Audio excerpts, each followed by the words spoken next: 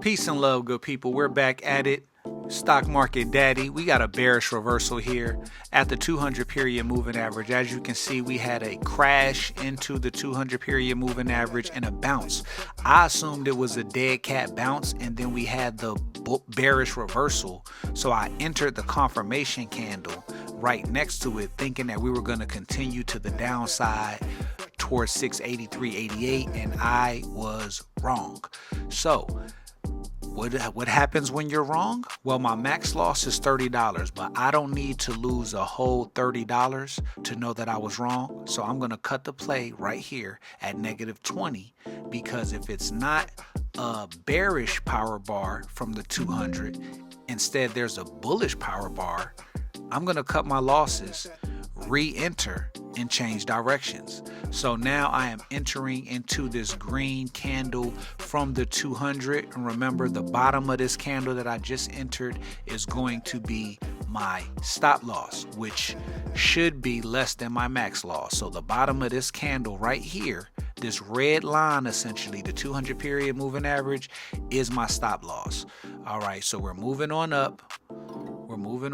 We've already had a little resistance at the 50 period moving average, the green line, but then we broke through, and now we're having a battle at the 21 period moving average. But again, there's so much power moving up that I am confident that we are moving in the right direction, and I have a great entry and a great location for my stop loss. But there is a little bit of resistance ahead of us. We have the 21 period moving average as well as 685.36, which was a resistance level for a previous gap. All right, so we're looking for 685.80 as a target. So right now you're witnessing a pullback that is turning into a tail bar. So that pullback has actually become bullish. All right, we had a pullback, but now it's bullish. So we're adding one contract with a higher delta. We're adding a contract with a higher delta from a solid location. But what I did is I anticipated something. I anticipated us continuing up because I saw this tail bar, but this is how you get faked out. What I should have done is waited until this tail bar was complete, like right now. The second candle forms, and once the second candle takes out the high of the tail bar, then I should have entered. So I should have been a tad bit more patient. It worked out for me this time, but that's why I like to trade smaller numbers, record my trades, watch them back, so I can really understand what's going on in the midst of all of these moves. All right, so that was me being overzealous, being excited that we were going in the right way and eager to add a contract that will offer me more value because I like to add to my winners. So that would have been a perfect entry right there when we broke through 685.36, headed to the upside. And as you can see, we are looking for a 20% return or a new high. 20% or a new high. So right here, 1905, that's not 19, is not 20. I was considering taking it. As you can see, I hovered my mouse over the close trade button, but I decided that 19% is not 20%, and it seems like there's more opportunity for upside movement. We have the red candle interrupted the move up, so we're looking for an equal distance of a move on the other side of this red candle, and I'm looking for a 20% gain or a new high.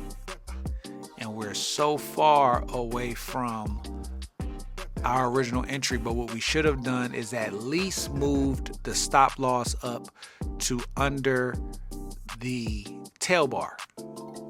All right, so that's the new stop losses. If we lose that tail bar, we're done. If we lose the red tail bar, we're done.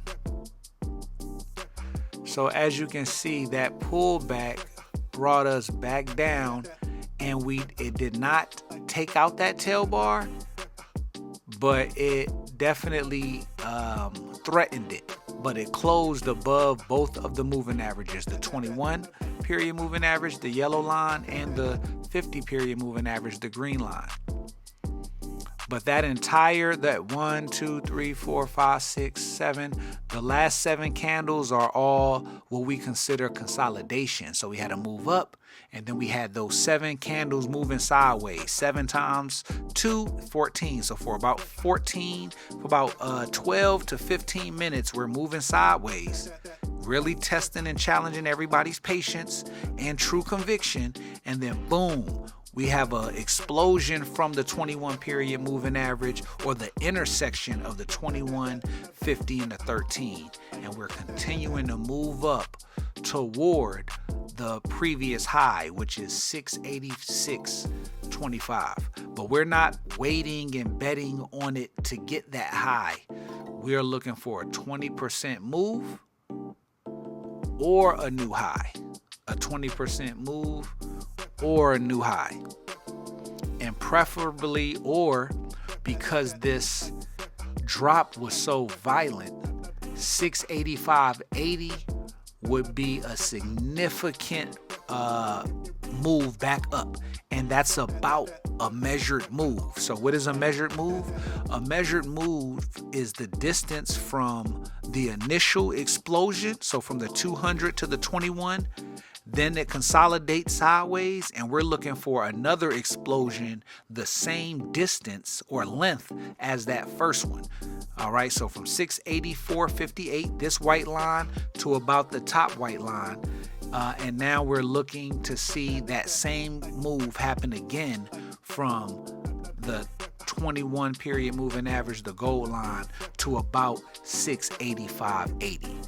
All right, but we're not getting caught up in that. We're not getting greedy. All right, we're going to take our 20% and continue to focus on consistency, having more wins than losses, and adding to our winners. Okay, we want to lose 1 candle and 1 contract. 1 contract, 1 candle. All right, and we want to win multiple contracts and multiple candles. All right, real simple. We could be 50-50. We could win as many times as we lose, but when we lose, we only lose 1 contract and 1 candle. And when we win 2 contracts and 2 candles, or multiple candles, multiple contracts. All right, so here we're at 19. 19 is not 20%.